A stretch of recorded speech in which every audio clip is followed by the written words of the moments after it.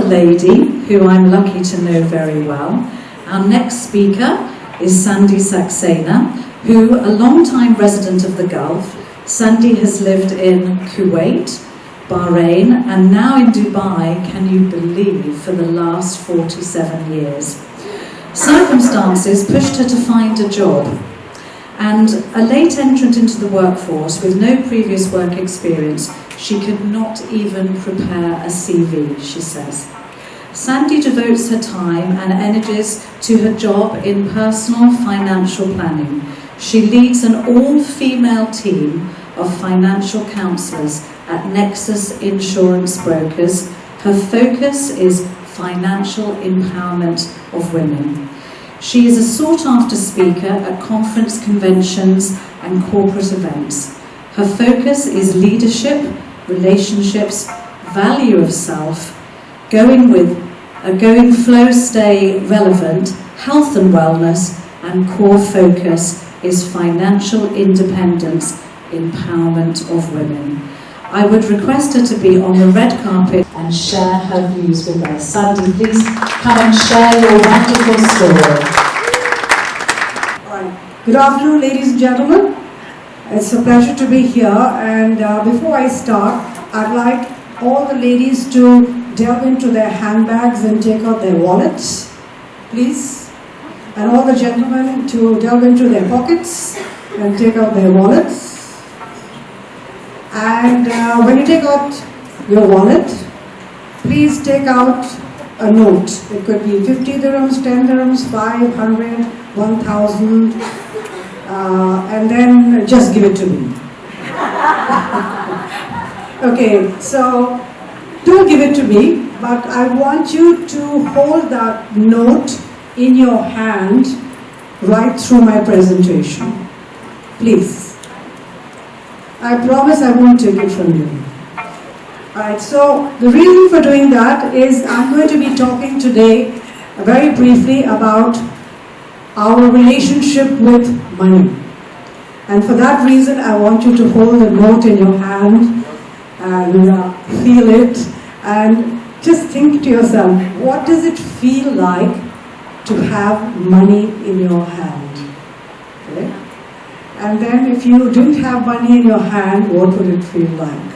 So in my 22 years as a financial planner, I have come across a lot of people with whom I've done fact finds and finding out what it is they should be doing with their money and why they don't. And I was quite surprised to see the amount of resistance that people have towards saving and investing. And I thought, you know what, maybe they don't know enough about investments, so I should sort of educate them. But that was not the actual reason. The actual reason is, what is our emotional relationship to money? And once you understand that for yourselves, it becomes easier to identify why you do certain things and why you don't. So let me ask you, what is money to you? Is it power? Is it prestige? Is it something to use to manipulate? Is it something to show that you are better than the rest? Is it a sign of your success? Everybody has a different meaning, right? And so, this is an inquiry into your relationship with money. And it's a private one. But what I'd like to share is the fact that why do we behave like that? One person saves, one person spends, one person does something else. Why do we do that?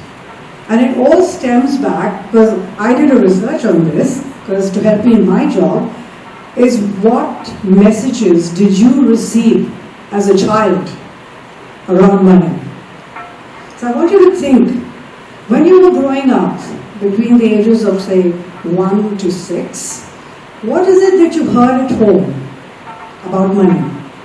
What is it that your parents said about money? Your teachers, your uncles, your aunts, your grandparents, because that, whether you know this or not, sits in our subconscious.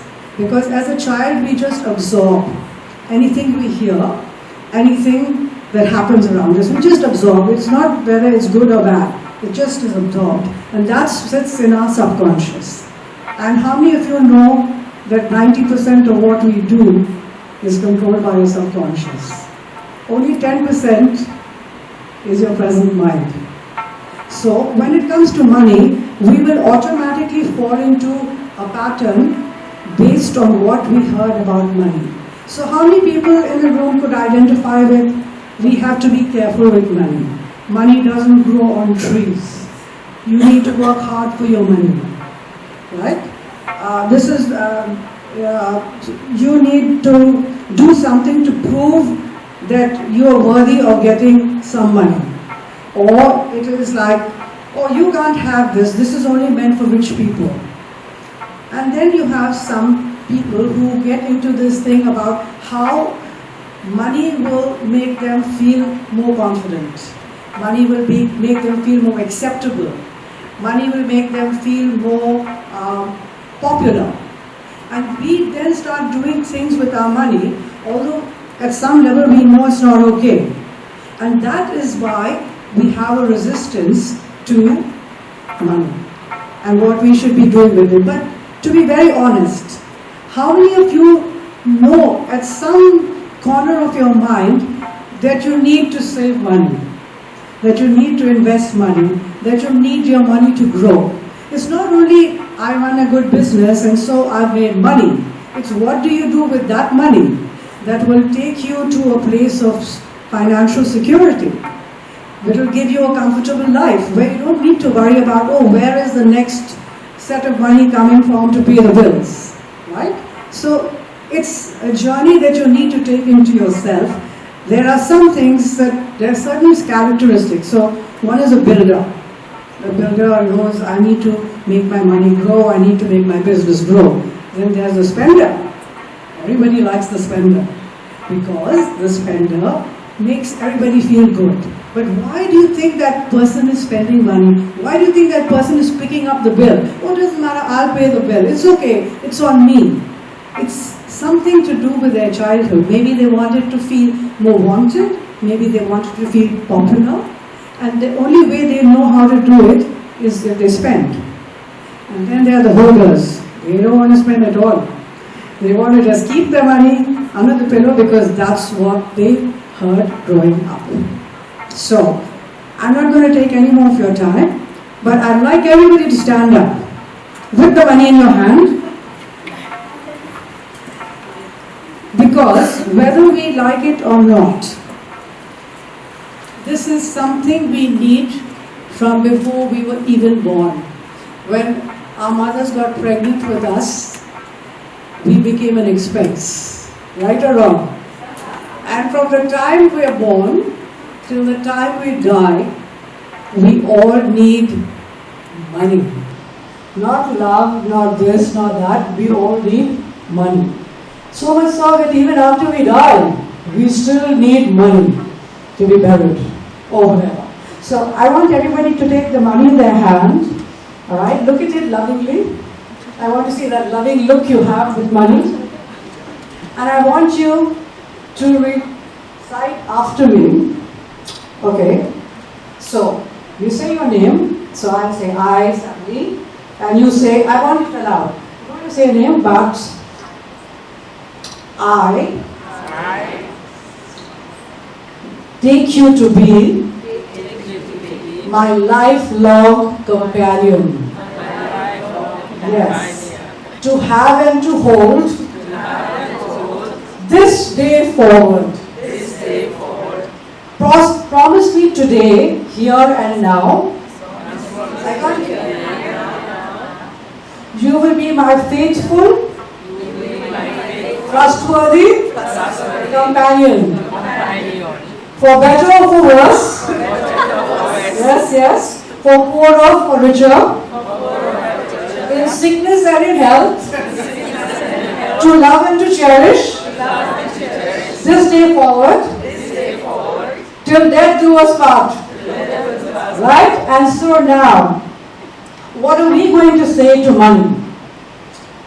I commit to always respect you, respect you, value you, value you, use you in a responsible manner. use you in a responsible manner. I will use my wisdom I will use my in all my dealings with you. in all my dealings with you. I will save you, I will save you, never waste you. never waste you.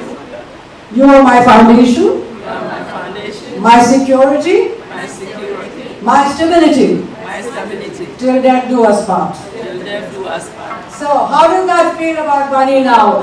That's your companion from the day you were born to the day you die. Thank you.